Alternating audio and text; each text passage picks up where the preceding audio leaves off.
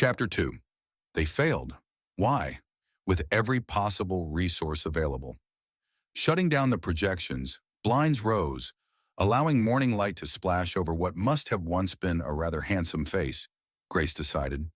Sweeping back ash hair, their wiry guest speaker, Alessandro Visser, strode between rows of polished students, mouth firming. He looked normal enough at a glance, though on closer inspection you could feel the icy calm about him, an aura shared by all those at Inter HQ. It was both reassuring and unsettling.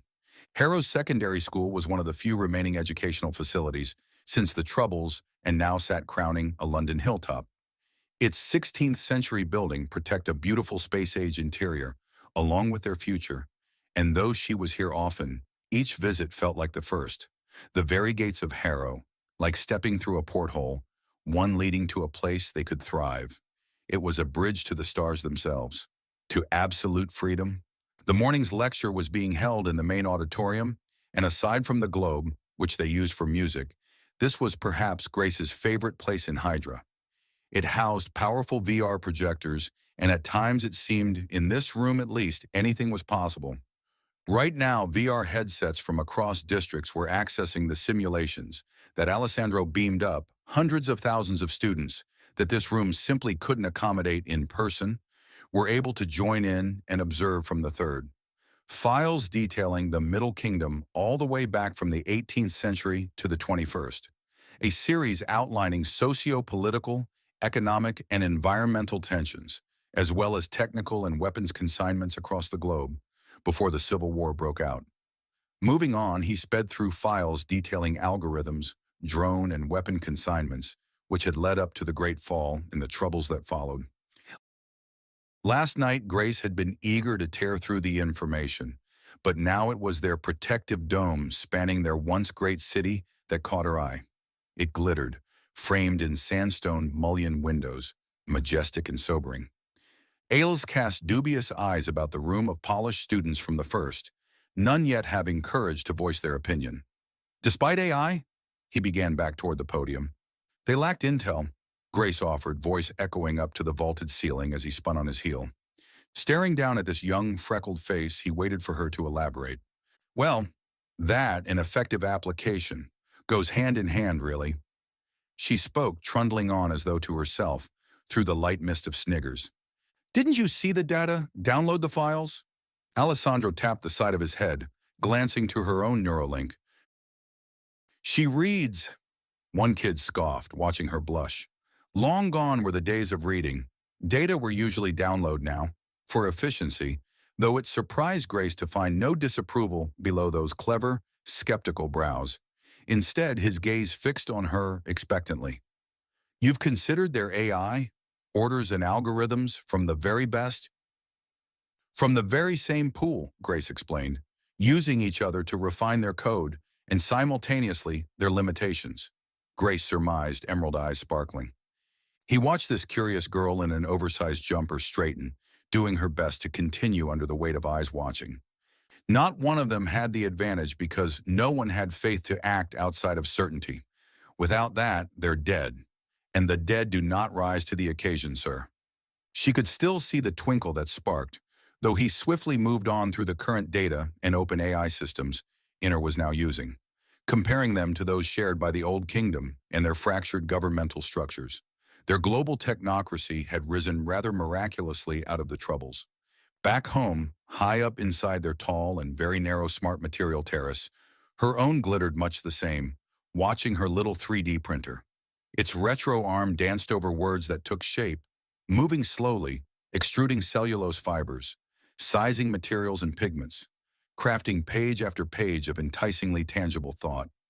Though books were dying out, along with written language, trees and wildlife, dissipating almost as fast as their atmosphere in imagination it seemed, they sparked something in her. But the expression on her face fell as a message from Taylor popped up, the ghostly hologram all too real. Movie's starting. Her eyes dart to the clock. She'd done it again. Not again, she groaned, Neuralink typing up an autonomous apology. Scrolling before her eyes, it sent, leaving her face to fall into the palm of her hand. How any of her friends put up with her, she'd never know. It took a moment to realize what she'd done as the crash of her printer came. Wait, no, no, no, no, no, no! The sound had sent her desk, along with its entire mix of holographic and smart material contents, collapsing in on itself, filing away smart books, pens, pencils, and sending her 3D printer clattering to the floor where it lay in pieces. Useless, mindless, she mumbled angrily to herself, scowling at the mess. Clapping her hands once more, the room's internal programming respond, and things began to fold back out.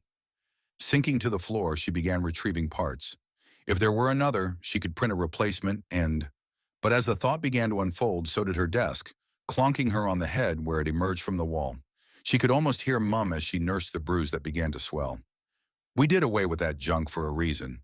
With a sigh, Grace stood, piling up the broken pieces on her desk, mouth scrunching aside as she retrieved the study guide it had been printing.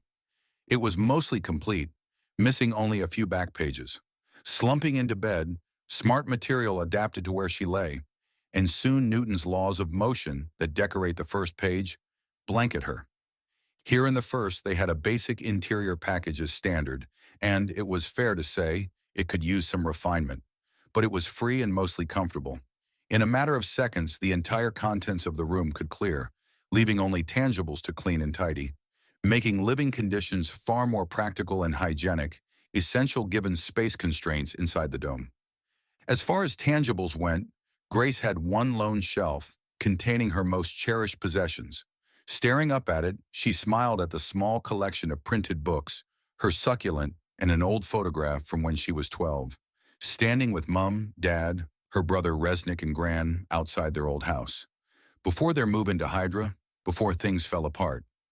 Now, though literature was widely available, it was accessible mainly through neuro downloads or part of VR education and entertainment. Most appliances were autonomous. Interactive projection assistants were available to walk anyone here through the simplest of tasks. Reading and the study of written language nowadays was largely considered indulgent and an inefficient use of time. But for Grace, it felt like breathing. With each turn of a page came 180 degrees of perspective. And in it, she found a place where time both stood still and sped up exponentially. Its contents, though black and white, illustrated shades of gray so vibrant, they colored abstract ideas. As she opened her study guide, genetic code and pi ribboned round where she nestled into the text. But it wasn't long before daydreams began to overlay words, and her attention became tidal, washing over paragraphs she found herself staring down at. Visions of her passing exams, only to glance up at the apocalypse, which now threatened to swallow them whole, flood the page. Peering up, out the loft window to their protective dome that spanned London, England, she very much doubted their survival were up to them anymore. Even from inside the first, their luxury district, their dome was a life support machine at best, one which they had come to rely on in full. Still, pinks and purples washed the sky, fading to the moon's silver glow that reset it, while golden lights of the empty marina shimmered in beautiful blue hues of the Thames. What was left of it anyway? It had become melancholy to many, but for Grace there was something magical, watching the shadow of fundamentals overlap and dance with their own efforts. Despite the fact their planet lay dying, she knew it would survive. Fundamentals always did. But whether it would rescue them along with it, only time would tell. Slumping back into pillows, Smart Material moved to maximize comfort as she bathed in her imagination and ever-expanding ideas. They revived something in her, washed away the cobweb of axiom and set afire, lighting new pathways. She would be 16 on Saturday, but unlike most 16-year-olds, although she loved her friends, she found little time for them. Ideas presented themselves, and she could spend hours attempting to knit them all together, haphazardly. Recently, the fundamental nature of spacetime in assembly theory, along with wave function collapse, gripped her. That, and a rather peculiar number that kept popping up, 31. Jumping off the bed, she began to pace. She'd discovered the number was a term commonly used to refer to that which is most fundamental, the force behind all else, the oldest term used for it, God. In the case of 31, Hebrew letters were swapped out for numbers to spell out that force. It was also a centered pentagonal number and the atomic number for gallium, a soft metal, traces of which were found in the human body where it interacted with cellular processes. It was highly reflective and acted as a superconductor with the ability to convert electricity into white light, and was commonly used in transistors and mirrors, which, in light of 87's recent musings, she found absolutely fascinating. As well as that, 31 was a supersingular prime number, and in algebra, supersingular primes were the exact set of primes able to divide the monster group, the largest sporadic group containing order and existing in hundreds of thousands of dimensions. From what 87 said about monsters, the theory gripped her.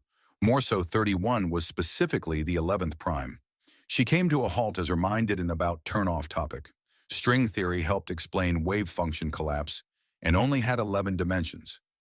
31 stood 11 numerals away from 42, the hitchhiker's guide to the galaxy's answer for everything. Balance, harmony, and better questions. Grace mused with a grin, returning to 11, curious as to its significance. 11 was also the atomic number for sodium, a very reactive soft metal which, if mixed with water, releases hydrogen gas, another major building block for life.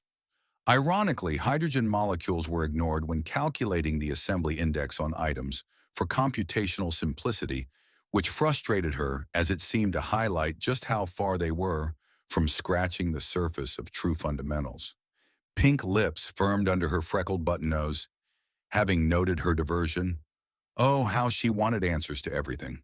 With a sigh, she shook out loose curls and continued to pace. She'd settle for answers on consciousness in the fabric of space-time. It seemed to Grace that intelligent or sentient life existed all around them. According to 87, they were simply too stupid to notice. Consciousness and intelligent energy, that which is most fundamental, 31, saturated everything, even the vacuum of space, even now. You, of all people, wonder why we're obsessed with it? With space? 87 interrupt, his presence familiar, often popping in as she soaked in the bubbles of her imagination.